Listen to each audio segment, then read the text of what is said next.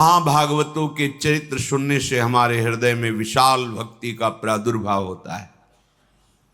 द्वादश महाभागवतों में भीष्म जी महाराज बड़े ही महामहिम प्रभु श्री कृष्णचंद्र के अनन्य भक्त हैं और ऐसी सत्यनिष्ठा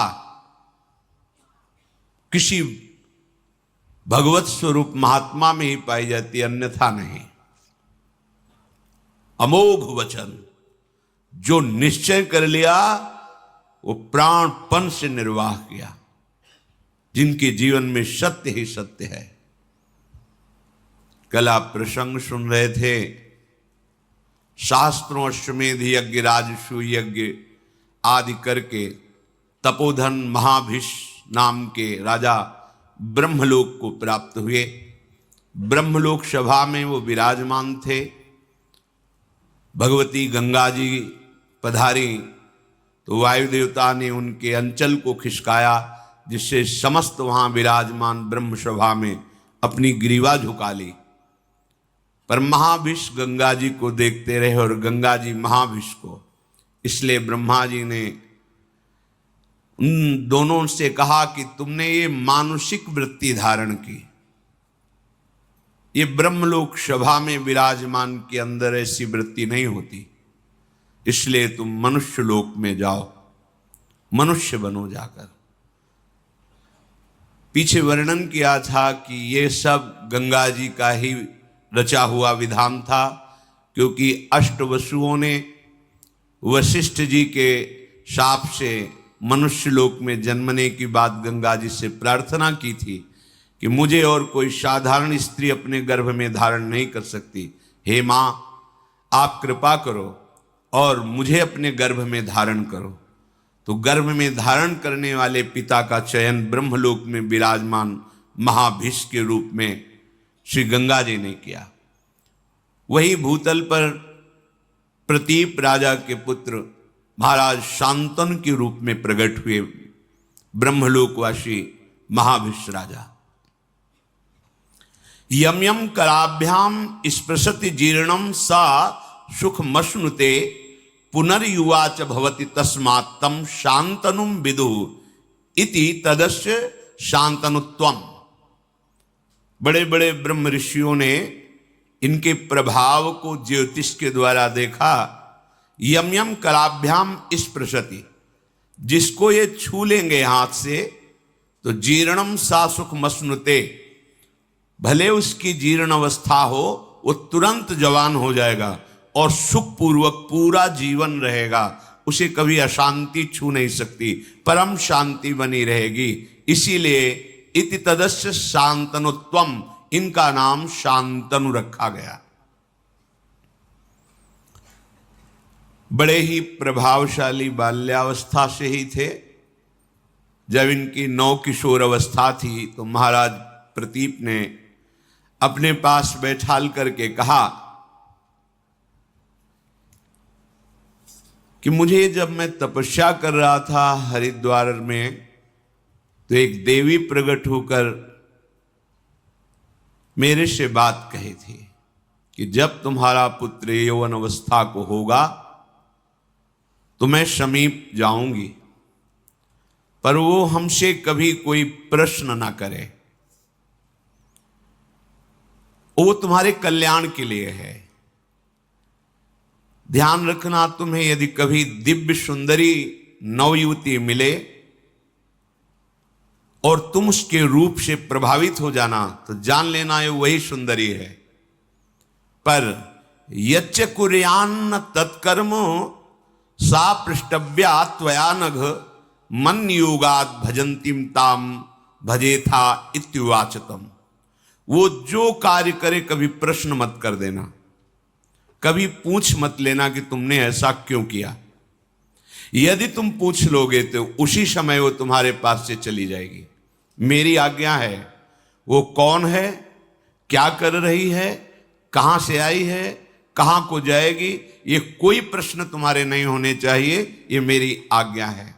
ऐसा शांतनु जी को प्रतीप उनके जो पिता थे उन्होंने समझाया।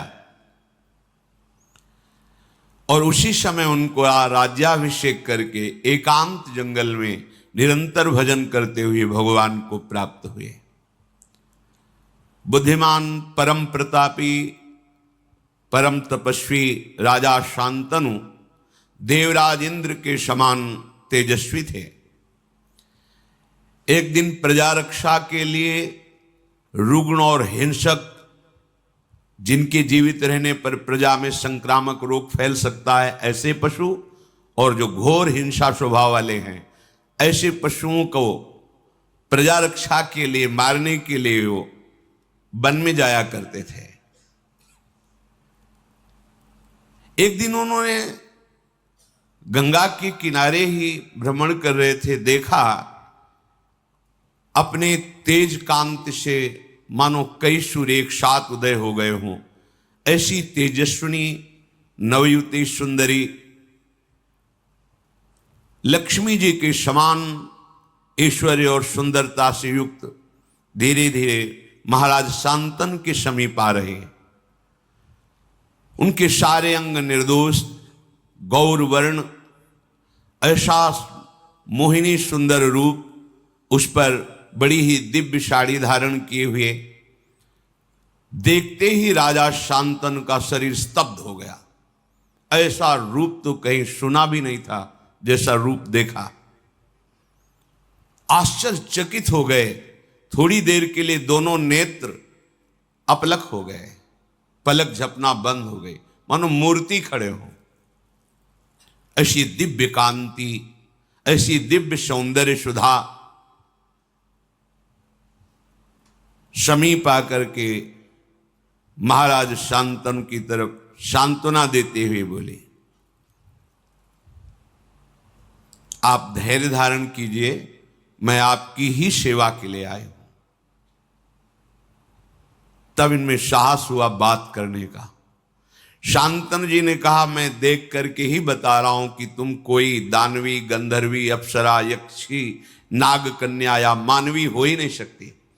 त्रिभुवन में ऐसी कोई सुंदरी नहीं है। मुझे पता है, क्योंकि ब्रह्मलोक से सीधे आए हैं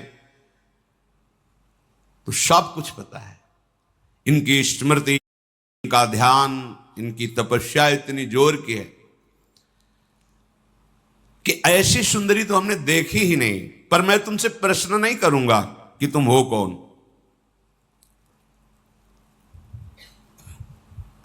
बस मेरी याचना है कि मैं आपका संग चाहता हूं। जब शांतनु जी ने ऐसी प्रार्थना की तो मधुर मुस्कान युक्त महायशस्विनी त्रिपथगामिनी भगवती गंगा जी उनके ईश्वर की वृद्धि के लिए उनसे कहा, यत्तु कुर्यामहं राजन शुभम वा यदि वा शुभम ना तद वारयितस्यामि न वक्तव्या तथा प्रियम।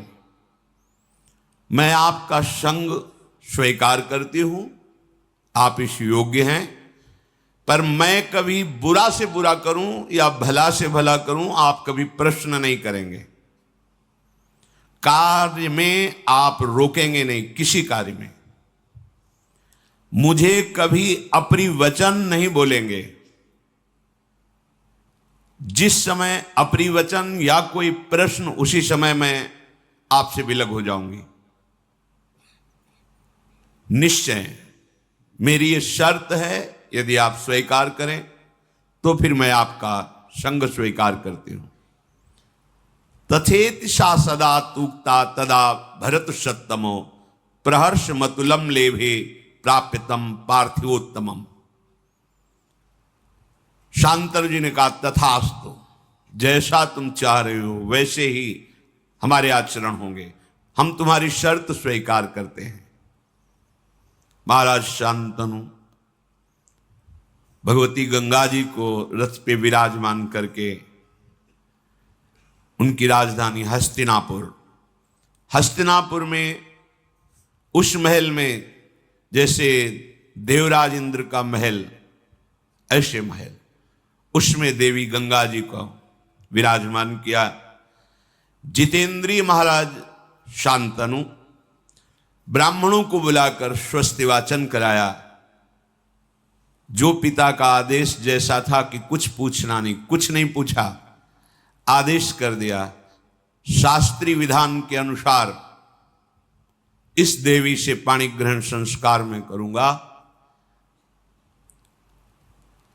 जो देवराज इंद्र के समान प्रभावशाली और महाभाग्यशाली, ऐसा कौन भाग्यशाली होगा जिन गंगा जी को भगवान शंकर मस्तक पर धारण करते हैं, त्रिभुवन जिनके नाम और आचमन अवगाहन से निष्पाप होकर भगवान की प्राप्ति करता है, जो मूर्तिमान ज्ञान वैराग्य और भक्ति का स्वरूप है गंगा जी, क्योंकि भगवान के श्री चरणों से इनका प्रादुर्भाव हुआ है। कैसा दिव्य सौभाग्य कि जिन गंगा जी का स्मरण अवगाहन दर्शन बड़े भाग्य से होता है, वही गंगा जी इनको अर्धांगिनी के रूप में प्राप्त हुई। महाराज शांतन ने शास्त्र मर्यादा के अनुसार पाणी ग्रहण किया। कुछ समय के बाद एक पुत्र प्रकट हुआ। बड़ा महल में आनंद उत्सव मनाया जाने लगा। अभी आनंद उत्सव हो ही रहा था कि देवी गंगा जी ने उस पुत्र को लिया और चल पड़ी अपनी धारा की तरफ, और वहां जाकर कहा, ऐ वत्स, तुम्हें पता होना चाहिए तुम वसु हो, वशिष्ठ जी के शाप से तुम मनुष्य लोक में आए हो, मैं तुम्हें ज्यादा यहां टिकने नहीं दूंगी, जाओ तुम अपने वसु स्वरूप को प्राप्त करो। ऐसा कह के अपनी धारा में डाल दिया, तुम्हें मैं शाप से मुक्त करती हूं। और बड़ी प्रसन्न मुद्रा में फिर महल लौट आए। महाराज शांतन भारी असंतुष्टता को प्राप्त हुई कि प्रथम बालक, और इसने हत्या कर दी बालक की, पर कुछ बोले नहीं। दूसरा बालक हुआ, वही प्रक्रिया। 7 बालक प्रकट हुए, 7 को गंगा की धारा में प्रवाहित कर दिया जीवित। जब 8वां बालक गर्भ में आया, जेवी लेकर के चले। अथैनामष्टमे पुत्रे जाते प्रहसतीमिव उवाच राजा दुःखार्तः परीक्षन् पुत्रमात्मनः। जेवी चली तो महाराज शांतनु पीछे से, ये क्या तू अमंगल कर रही, कौन है तू? ऐसी तो कोई मां नहीं देखा हमने सृष्टि में जो प्रकट होते हुए अपने बालक को नष्ट कर दे। मावधि कश्य काशीत किम हिनत्सि सुतानिति पुत्रग्नि सुमहत पापम संप्राप्तम ते सुगर्हितम। अय बालकों का वध करने वाली सुंदरी, तू कौन है? किसकी कन्या है? कितनी निर्दयी हृदय की है कि प्रकट होते ही बालक को मार देती है। अय पुत्र घातिनी, अब तुझे अपना परिचय देना होगा। बड़े क्रोध से युक्त होकर मार्ग रोक लिया, कौन है तू? बड़े शांत भाव से, पुत्र काम न तेहन्मी पुत्रम पुत्रवताम वर जीर्णस्तु मम वासोयम यथा स समय कृतः। अय पुत्र की इच्छा रखने वाले नरेश, तुम मेरा परिचय नहीं जानते, इसीलिए कटुवचन बोल गए। पुत्रवानों में तुम महाभाग्यशाली पुत्रवान हो गए। नहीं मारूंगी इस पुत्र को, क्योंकि तुमने टोक दिया, रोक दिया, और मेरी शर्त भूल गए। मेरा समय समाप्त हुआ। जानते हो मुझे, मैं कौन हूं? मैं त्रिपथगामिनी भगवती गंगा हूं। कोई पुत्र घातनी या कोई पापिनी नहीं हूं। हाथ जुड़ गए शांतन के। गंगा जी बड़े बड़े महर्षियों के द्वारा सेवित मैं हूं। केवल वसुओं का कार्य पूर्ण करने के लिए, उनको गर्भ में धारण करने के लिए, उनकी प्रार्थना से मैं आई हूं। ठीक है, तुमने टोक दिया, ये 8वां पुत्र महातेजस्वी महाभाग देववसु है। वशिष्ठ जी के शाप से 7 तो मुक्त कर दिए, 8वें को तुमने रोक दिया, अब ये यही रहेगा, आजीवन मृत्युलोक में रहेगा। तुम्हारे सिवाय ऐसा त्रिभुवन में कोई राजा नहीं जो मेरा संग कर सके। तुम वसुओं के पिता हो। मानवीय सृष्टि में ऐसा कोई है नहीं कि इन वसुओं को गर्भ में धारण कर सके। अतः इन वसुओं की प्रार्थना से इनकी मां बनने के लिए मैंने मानव शरीर धारण करके तुम्हारा संग किया।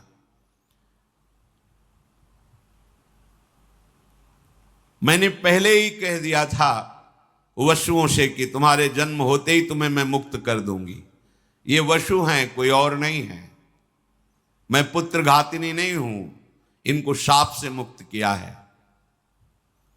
महान व्रत का पालन करने वाले तुम्हारे इस पुत्र को मैं भी तुम्हारे पास नहीं छोड़ूंगी। इसमें 8 वसुओं का अंश है। ये जब संपूर्ण विद्याओं में कुशल हो जाएगा तो तुम्हें स्वयं मिल जाएगा, आप निश्चिंत रहना। जब ये बालक मिले तो इसका नाम देवव्रत गंगादत्त ऐसा नाम पुकारना।